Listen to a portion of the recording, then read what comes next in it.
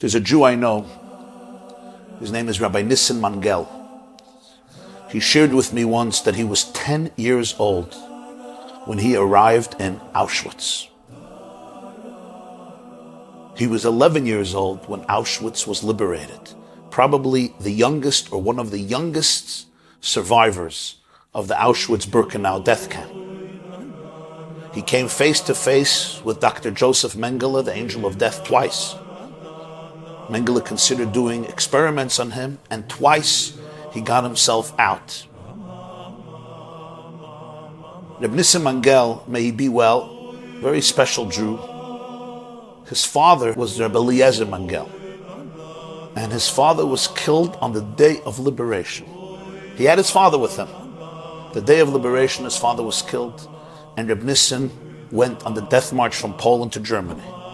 An 11-year-old boy, he tells me, I was sick, I was hungry, I was despondent, I was emaciated, I had no energy. I had my father, and my father was now dead. And you know that the Germans, if you stopped walking, you stepped out of line, you sat down to rest, they shot you immediately. That's why most people did not survive the death march. He said, I didn't have any energy to continue this march.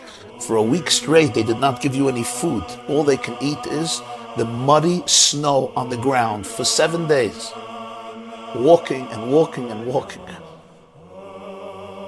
And Reb Nissim said to me, he said, at some point, I told myself, enough is enough, I can't bear this anymore. Let me just step out of line.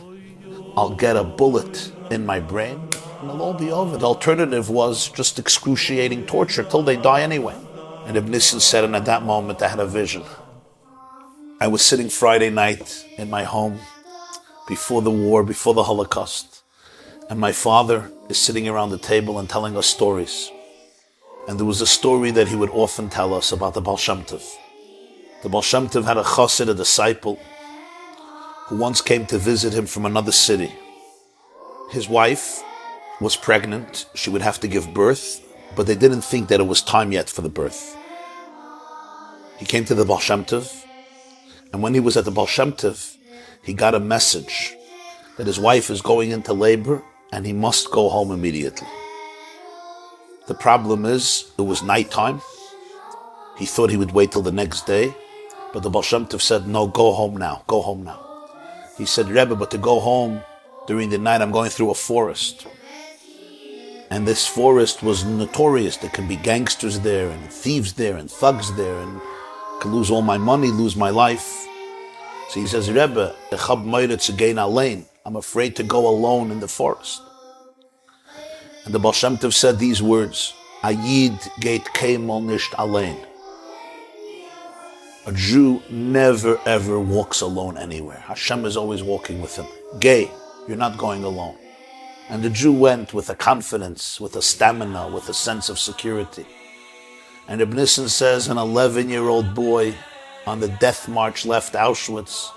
I had this flashback, this vision of my father sharing this story around the warm, cozy Shabbos table with the flames glowing.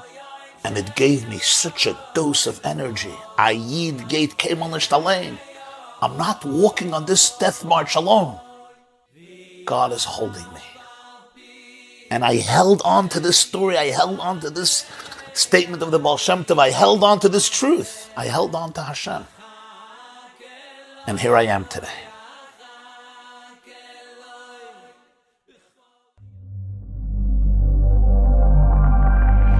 TheYeshiva.net